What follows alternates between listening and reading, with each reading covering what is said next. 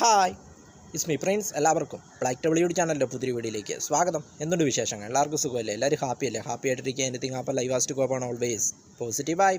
അപ്പോൾ നമ്മളിന്ന് നോക്കുന്നത് ഇരിങ്ങാലക്കുട സ്പെഷ്യാലിറ്റീസ്, ഇരിങ്ങാലക്കുടയുടെ പ്രത്യേകതകൾ. അപ്പോൾ അതിനെക്കുറിച്ചാണ് നമ്മൾ നോക്കുന്നത്. തൃശ്ശൂർ ജില്ലയിലെ ഒരു മുനിസിപ്പാലിറ്റിയും ഒരു പ്രധാനപ്പെട്ട പട്ടണവുമാണ് ഇരിങ്ങാലക്കുട എന്നത്.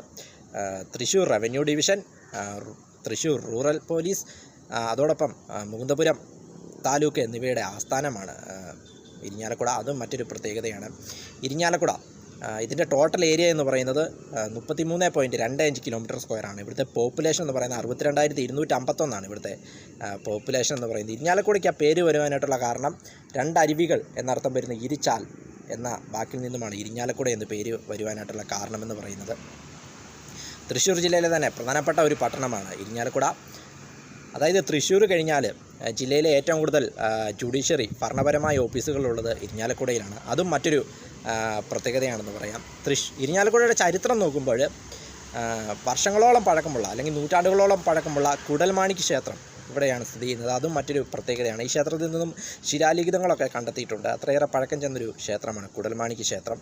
അപ്പോൾ ഇതിൻ്റെ ചരിത്രം നോക്കുമ്പോൾ 10-ാം നൂറ്റാണ്ടിൽ ഇവിടം ജൈനമതക്കാരുടെ കേന്ദ്രമായിരുന്നു എന്ന് പറയുന്നുണ്ട്. പിന്നീട് 1752 കൊച്ചി മഹാരാജാവ് ഇവിടം പിടിച്ചടക്കുകയും അതോടൊപ്പം മുകുന്ദപുരം നാടുമായിട്ട് മാപ്രാനാടും മറ്റു ഭാഗങ്ങളും കൂടെ കൂടിച്ചേർത്ത് ഒരു താലൂക്ക് രൂപീകരിക്കുകയും ചെയ്തു. പിന്നീട് 18-ാം നൂറ്റാണ്ടിൻ്റെ അവസാനത്തിൽ ശക്തൻ തമ്പുരാൻ ഇവിടം പിടിച്ചടക്കുകയും ഈ മുകുന്ദപുരം താലൂക്കിനെ വിഭജിക്കുകയും ചെയ്തു.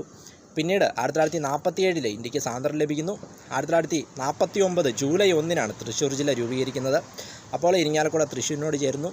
1956 കേരള സംസ്ഥാനം രൂപീകരിക്കുന്നത്. അപ്പോഴും തൃശ്ശൂർ ജില്ല അങ്ങനെ തന്നെ തുടരുന്നു. ഇരിങ്ങാലക്കുടയും തൃശ്ശൂരിനോട് തന്നെ തുടരുന്നു.